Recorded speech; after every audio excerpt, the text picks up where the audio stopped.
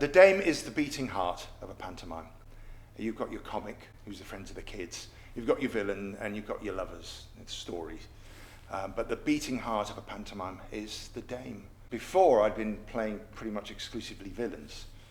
And then one year, a producer, would you like to play ugly? And I thought, well, it's a natural progression. My dame is, without question, a bloke in a frock. I make no attempt whatsoever to be feminine at all. No matter how beautiful my frocks are and the makeup, and I do go for the eyelashes, but in mannerisms and everything, I would say I definitely take Les Dawson as an influence, without question. The deadpan delivery for a start, you know. It could just, a withering look, didn't have to say a word, but just, you know, and then you knew exactly, you could get a laugh from that. It was just simplicity as well.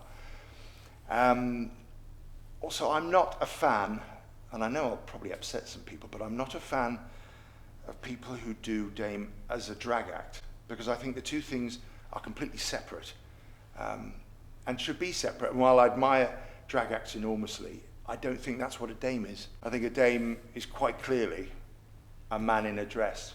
And at the moment you start thinking, oh, quite attractive, I think you've gone too far. My personal favourite is when I get a heckler, because they always make that mistake. They forget that I've got a microphone and 20 years experience.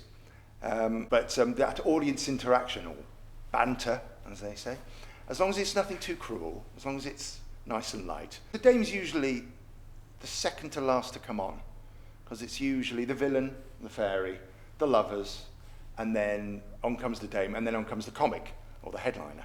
And then we get into the story. By that time, it's usually about 20 minutes in. We have a fairly good idea of what sort of house we've got. So if they're very rowdy, you just talk over them. And eventually, they'll settle down because they don't want to miss anything. But if they're quiet, you can have a bit of one-on-one banter with them and make them feel that it's okay. You can make a noise, you can laugh, you can be as silly as you want. It's fine.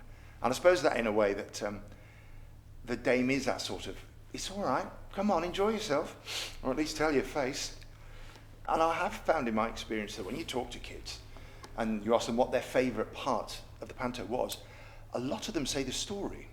So you've always got to respect that it's not 2 hours of just fun and laughs and slapstick. There has got to be a proper story well played through the whole thing as a spine. I think that's vital to remember.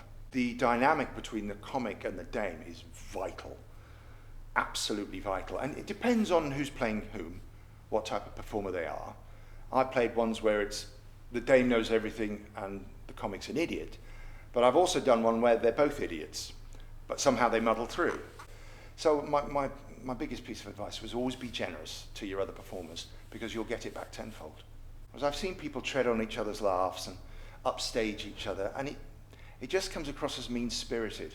Whereas I found that the ones who are generous always reap the rewards at the end, and people speak about them after and say, oh, they're lovely, love to work with them.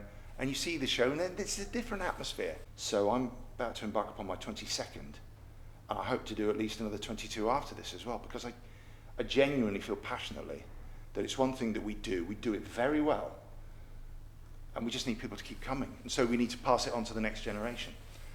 You know, it'll constantly evolve and change, as it has done since the 19th century.